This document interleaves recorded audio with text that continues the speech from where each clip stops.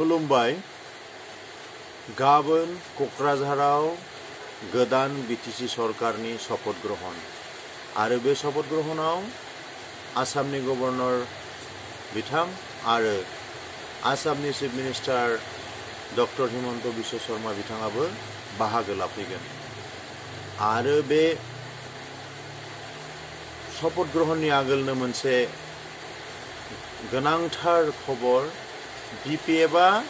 NDA खौ support होगोन नाथाय एनडिएआव इउपिपिएलआ थानो मोना माने इउपिपिएल आउट बिपिएफ इन बेबादि शर्त होदों बिजेपिनिसिम नाथाय बे मोनसे खोथायासो साननो गोनां जे हिमन्त बिश्व शर्मायाथ' बुंबाय थायो इउपिपिएलआबो एनडिए बिपिएफआबो एनडिए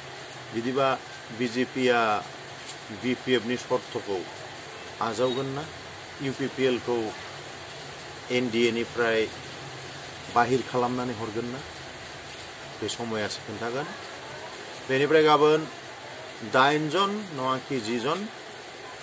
इएमफोरा शपथ ग्रहण लाफागोन लोगोसे गाबोन बे हाबाफारियाव 1 लाख नङाबाबो 50,000 सुबुंफोरा बाहागो लाफैगोन बेखौ हाग्रामा महिलारि बिथाङा बुंदों हिमन्त बिश्व शर्माया बुंदों जे अरुणोदयनि रांखौ बेंक एकाउन्ट 7 अक्ट'बराव सोनानै होसिगोन होननानै किन्तु बिटिसिनिखौ दोनथ'दों बिटिसिआ 7 अक्ट'बराव मोनथ'नाय नङा बिटिसिनि अरुणोदय मोनगिरिफोरा आरो गोदानै एप्लाइ खालामनायफोराबो आरो अरुणोदय दा मोनगासिनो थानायफोराबो 7 अक्ट'बराव मोनथ'नाय नङा बिटिसिना माबोला सोनानै होगोन बेखौ बिथाङा निश्चय बेबादिनो फोसावफिनगोन थाबैनो मोनथों बेखौ जोङो हिमन्त बिश्वखौ खावलायनांगौ बिटिसिनियाबो जाहाथे थाबैनो अरुणोदय मोनगिरिफोरा आरो गोदानै एप्लाइ खालामग्राफोराबो मोननो हायो बेनिफ्राय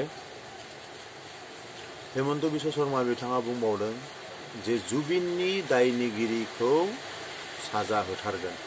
जुबिनखौ न्याय मोनहोथारगोन होननानै बिथाङा बुंदों बेनिफ्राय आरोबाव बिथाङा मोनसे खोथा बुंबावदों सरकारि हायाव थाग्रा गासिबो खौनो एभिक्सन माने होखारनाय जागोन सरकारि हायाव रावखौबो थाहोनाय जानाय नङा बे एभिक्सन खामानिया होस्रांनाय खामानिया सरकारि हानिफ्राय बयखौबो होस्रांनाय खामानिया जागायफिनसिगोन डनाल्ड ट्राम्पआ गावनो शान्ति नबेल बान्था होयैखौ मोजां मोनाखै माने गाव शान्ति नबेल बान्थाखौ मोननांगौमोन बिथाङा बेखौ बुंदों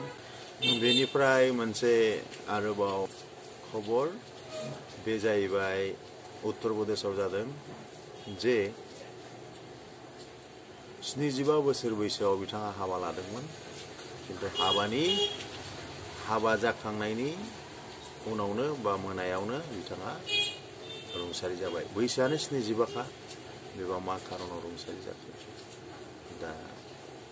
एसेनोसै